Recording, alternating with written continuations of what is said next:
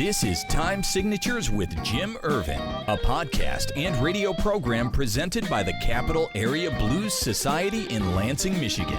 Most any contemporary musical style can trace its roots back to the blues.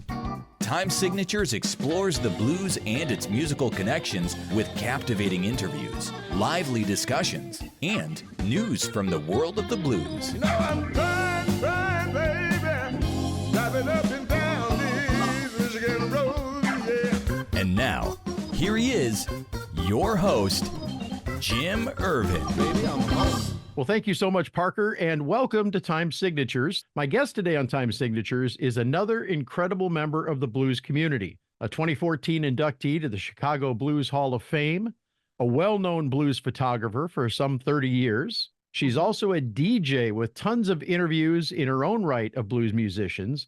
And now, let's add author to the list of credits to this young lady. Now, if you happen to visit the Eel Pie Museum in Twickenham, London, you're likely to see her work there as it's on permanent display. And by the way, she volunteers there as well. Jennifer Noble, it's a pleasure to welcome you to Time Signatures. How are you? Thank you for having me, especially on the first show. How exciting. I feel honored. It's really exciting to be able to do this on the video side. This is something that I've been working on.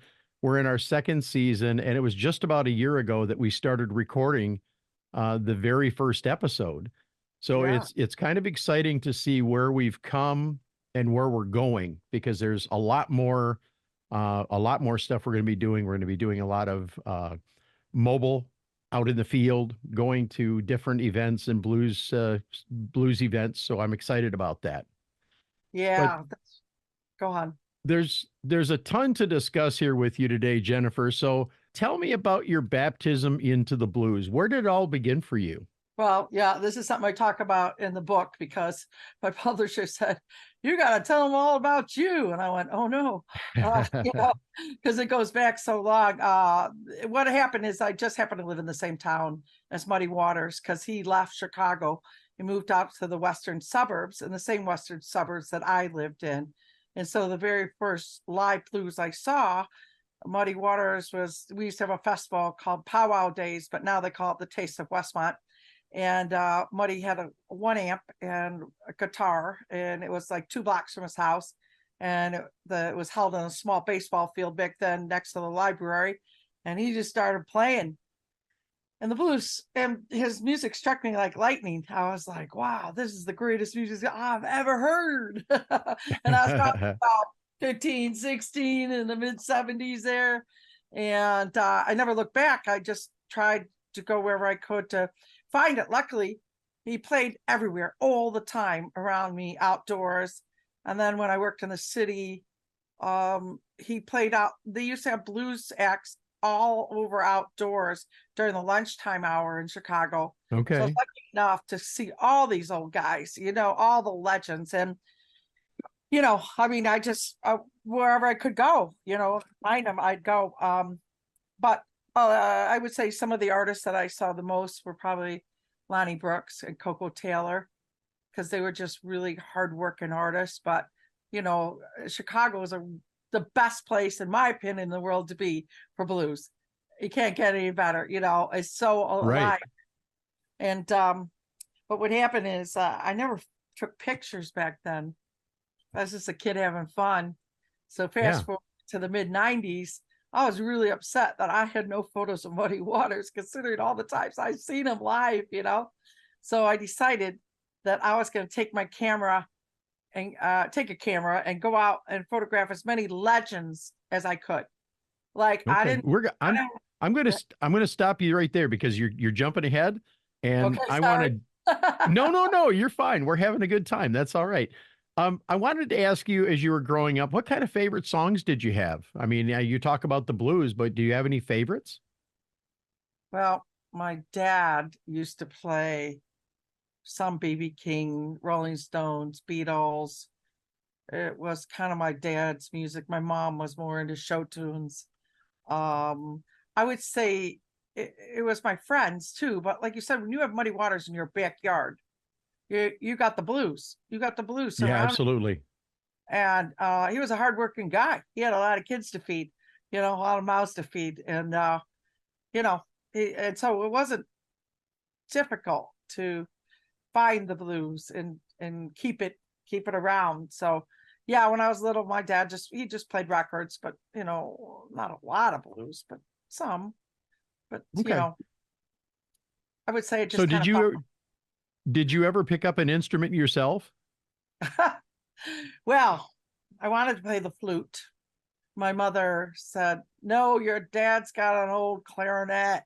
Play that clarinet." Of course, when we took it to school, they said, "This thing's a piece of junk.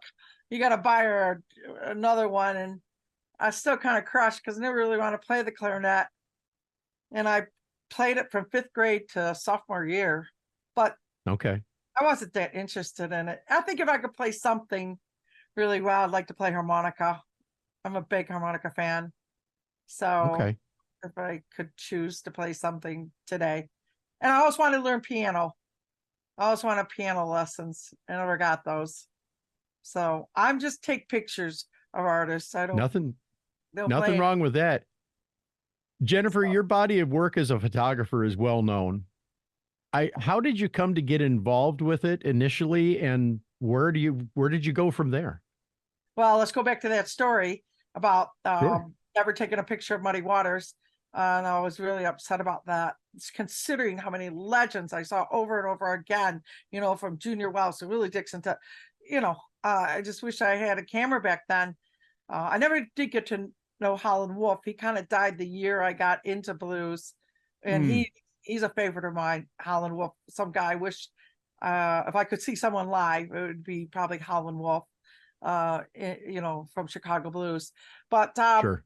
my brother gave me an old Minolta and said, here's a camera, see what you can do with this. This is back in the film days.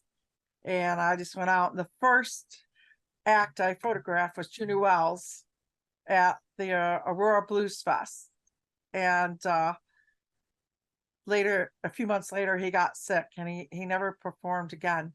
And he died January 1998. So that was Wow. like June 1997 that I first started photographing blues artists. And but I really loved it. And I just it kind of like finding your passion, but like I said, I focused on legendary guys that were up there and older, like Pinetop Perkins, and they're all still alive back. A lot of them were still alive back then in the 90s. Yes. So it came down to seeing a young guy or a legend guy that came up from Mississippi. I always go see the old Mississippi guys, and that's kind of how I built my reputation as a photographer, and then I just kept going from there. And I still kind of like that, where if a legend's around, I'll go see that legend over somebody maybe up and coming, because I feel like I'll get another chance to see that up and coming person,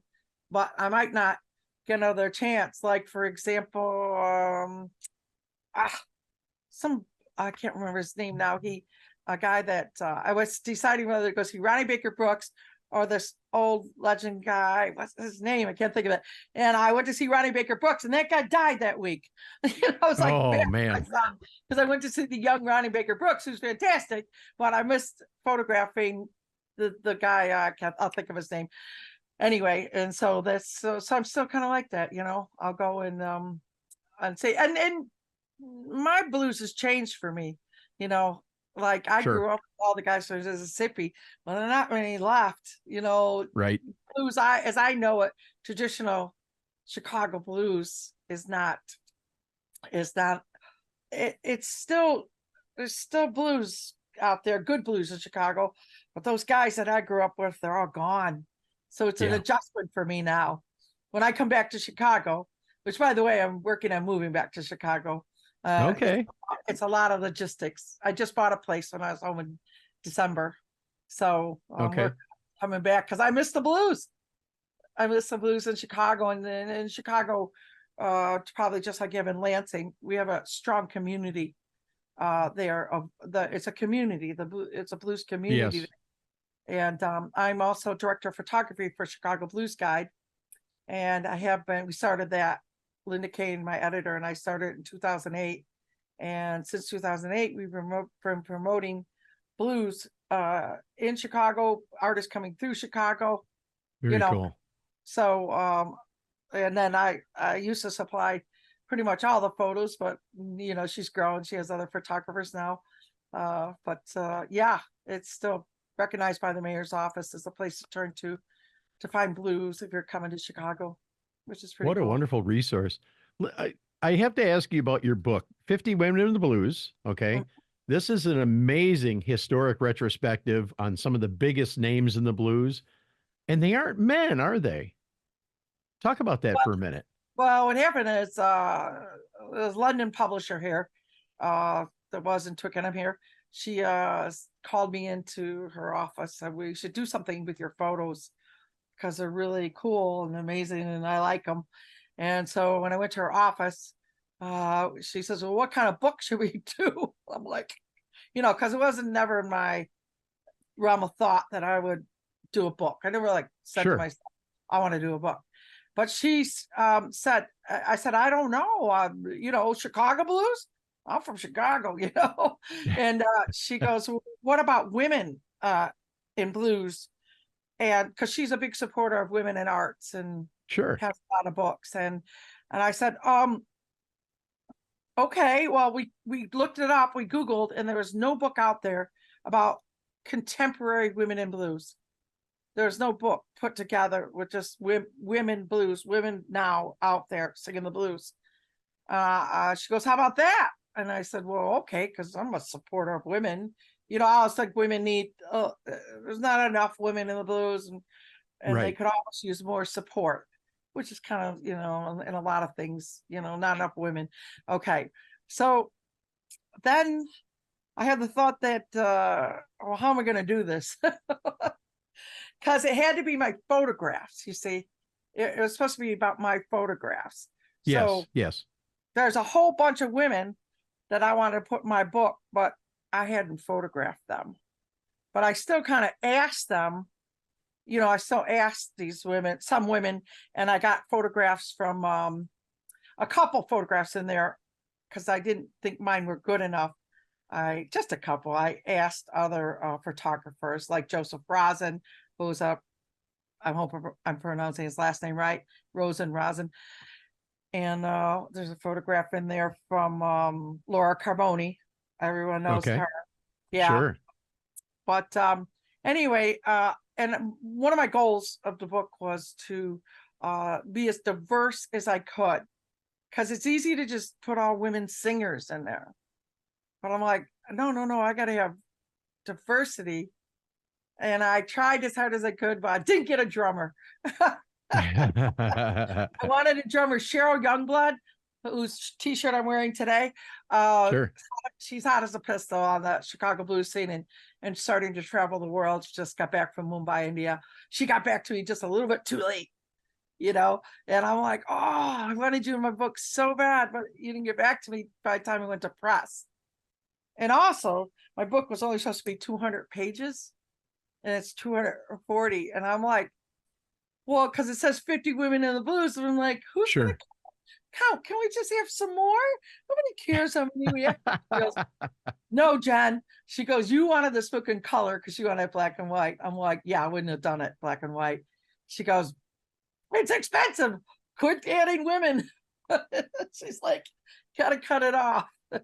Well, I think that one of the coolest parts of this book is that you've combined your amazing photography with some interviews and some retrospective information about your recollection of some of the artists.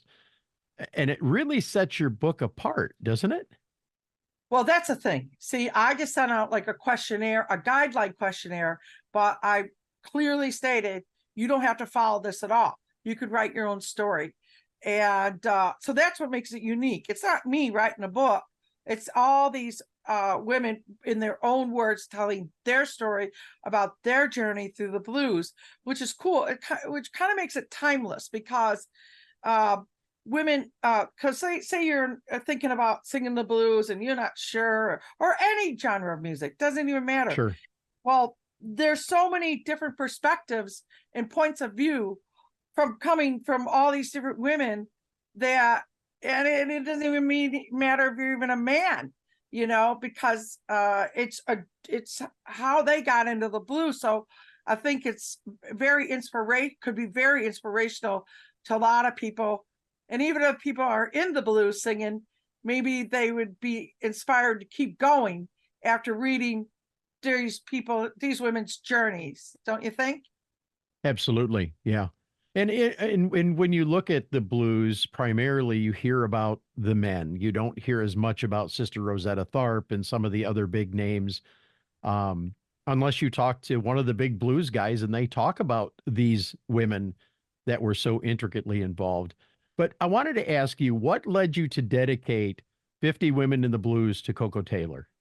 Because I still believe to this day, she's the queen of the blues. I mean, when I travel the world seeing the blues, I go to festivals in Europe, and you know, I live the blues life, and everywhere I go, Coco Taylor is the number one inspiration to so many women that sing the blues out there. Her name will come up time and time again. And also, I grew up with her.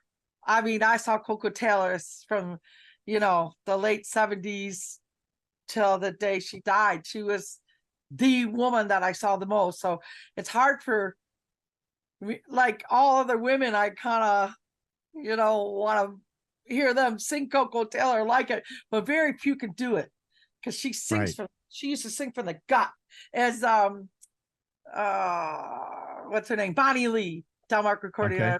Lee used to say, Coco Taylor don't sing from the gut like I do, you know. And she what my point is like, so a lot of people kind of scream, or it doesn't come deep from within, right. You know, like Coco Taylor, if you listen to her kind of wails that she does and everything, and she, to me, she lived for the blues, and she was happiest on stage. You could see her, like I've seen this a couple times, the older blues woman, she'd be nodding off to the side as soon as it was her turn to get on stage. She'd get up there and she'd just kill it, you know. And you know, but I mean, she dedicated her whole life to the blues, and we are just so lucky to have her in Chicago. And she worked tirelessly. She, you know, traveled the world nonstop and never stopped, you know, working to the day that she died. And I'm just so grateful. Like I said, it's hard for me to get her out of my head and not want other women to sing like her. I'm like, Jen, not everyone's going to sing like Coco Taylor. And I can't be able to talk to myself and go, why not? Why can't they all sing like Coco Taylor? You know? Well, Blues Matter magazine said this about 50 Women. This is not just another coffee table book. It is a must read for all blues aficionados. That's pretty heavy praise, wouldn't you agree? Yeah. Thank God for them. I mean, I did get many great reviews. The crazy thing is that my book came out just before the pandemic hit. Like literally November 2019. It didn't even hit Chicago because it has to come across the ocean. It's printed here for 6 more months. So here it is, full-blown pandemic time. I had interviews in France, the Canary Islands, you know, in person when I was going to sell my book, and everything had to be canceled because nobody could take the risk because you couldn't travel, you know. Right. So I'm really grateful for you to still recognize this book, because I don't think it got the attention that it deserved. You know, I think it deserves more attention. And you know, like I have had very few in-person promotions, and you know, I've got some amazing write-ups and some radio interviews, but I'm so thankful that you're, you know, keeping it alive, let's say, this book, because I think it's a really cool, unique book. You know, I'm grateful. I would agree with you, and I've enjoyed every bit of it as I've read through. One of the first things that I noticed as I read through it, though, was your photographic style. I humbly noted that our styles are similar. But imagine my delight when you told me basically the same thing when I sent you the link to my photography page, because I also am a professional photographer and I love shooting blues concerts, but I really enjoy the fly on the wall, catch it as it happens style of shooting. Talk about your style for just a little bit. Wow. Um, it's funny. I always like to do close-ups because that's the way actually my editor at Chicago Blues Guide likes them. But to be on album covers, for instance, there's always a dream of mine to be on the front of an alligator artist. I've been on Delmark, a few others, and printed in loads of magazines, but I wanted to always be an alligator. That's my hometown giant label. Sure. The most well-known label probably around the world. And Bruce Igler used to tell me, "You shoot too close up. You can't use your photographs the way you shoot." So then I thought, well, all right, Mr. Igler, I'll try to back off my lens a little bit and shoot more, because he says in magazines there's cropping going on, but no, that's not so much true anymore. Printing has changed. Now Yes. everybody just prints JPEGs.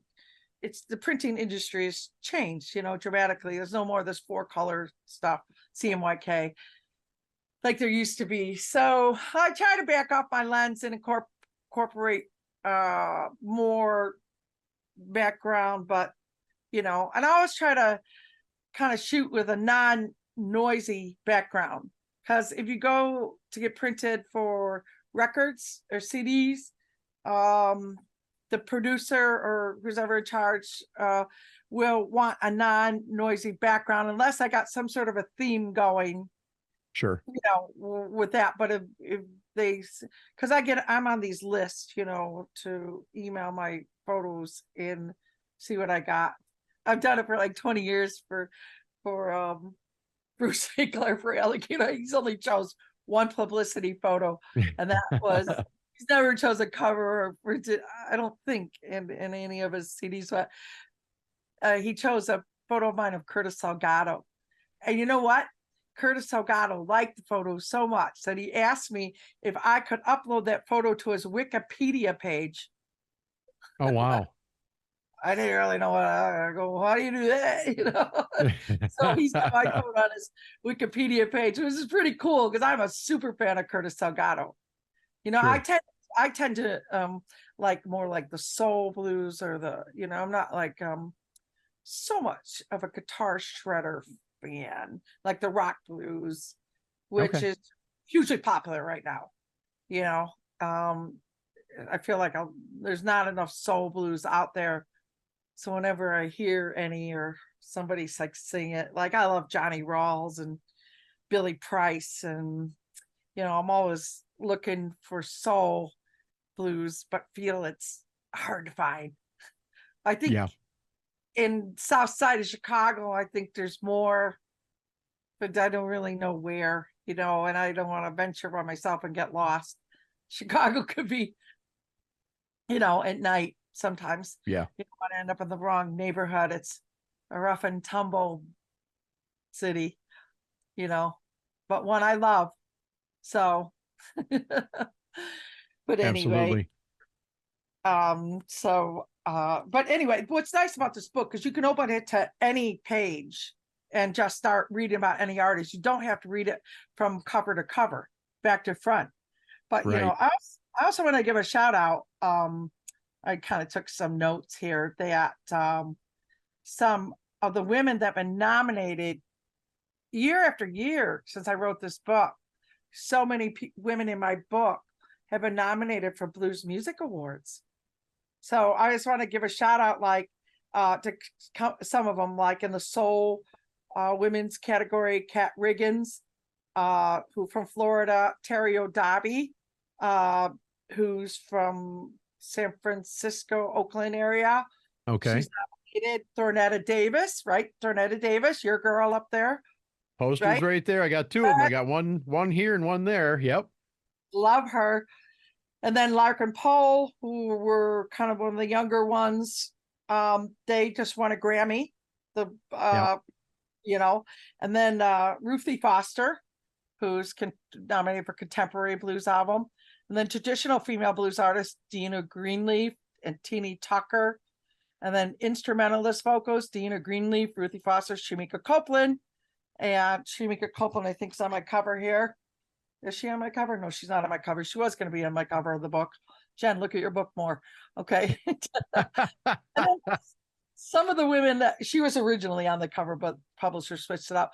And then some of the women that I wanted in my book that just didn't make it or didn't get back to me, like, just to name a few, was like Cheryl Youngblood and Vanessa, as I mentioned, Vanessa Collier, Trudy Lynn, Laura Chavez, Sue Foley, who I talked to, Demetria Taylor, the timing was just bad for her, Samantha Fish, Daniel Nicole, and this great blues lady in Ireland called Mary Stokes, who's played with everybody since the 80s, And so anyway, my book, kind of stretches from all over the US to obviously a few UK artists, because I was living in the UK full time. And then I've got Tia Gutebel from France. And I've got Dawn Tyler Watson, who I love, from Canada. And I think all the rest are from the US. You know what I mean? Like I said, I probably could put together a whole nother book. But, it is such an honor to have you on the show. If anybody wants to get a copy of this book, and I don't want to put you on the spot, but I'm going to ask you, can they get it signed, and where would they get it? Yeah, well, I'm very active on Facebook, so you could just message me on Facebook, or you could email me to my former DJ email, which is jukinjen, JUKIN, JENN @gmail.com. And I'd be happy to mail you a book. Sign it. And I got it right here. And she did sign it. She did sign it right there to Garrett and I. And I can't tell you how much I'm enjoying the book and how much I've enjoyed our conversation this morning. Any other websites or Facebook pages that you want to promote out here for your book and for your business? I do have a 50 Women in the Blues Facebook page. I don't check it as much as I should, and I should be more active on it. I try to promote the women. Sometimes I promote them on my page more than the 50 Women in the Blues. But it's out there. It tells you how to get a hold of me and stuff. And Instagram, I do have an Instagram page, but guilty of not really doing much with it. It's hard to keep up with all the social media stuff, but I'm really easy to get a hold of on Facebook. Just like you messaged me, I got back to you, and I'm a busy girl. I travel a lot. I'm never really home. I'm always looking for the next blues gig, and always, try to pack up here and get out of London. I've been here 13 years. It's time for me to go home. Well, Jennifer Noble, it has been a pleasure to have you on Time Signatures, and continued success to you. Hopefully you can sell a couple million copies of this book. That'd be a great retirement gift for you. And of course, I look forward to meeting you in person one day. And, whether it's I come down there or if you make it up to the Lansing area for our Blues Fest, whatever the case may be, I definitely look forward to meeting you at some point down the road for sure. Thank you so much for being here. You're welcome. Thank you for having me. And I hope that you consider making it to this year's Chicago Blues Fest. I think you'll really enjoy it. But Jennifer Noble, so very good to have you with us. Jim Ervin reminding you, keeping the blues alive is everyone's responsibility, but preserving the history of the blues one story at a time is my mission. Until next time, be well and so long.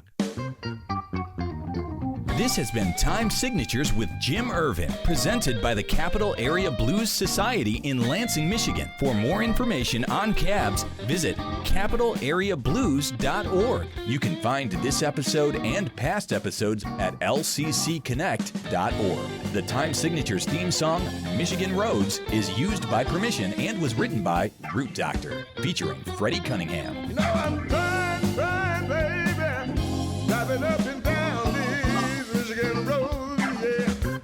Until next time, keep on keeping the blues alive.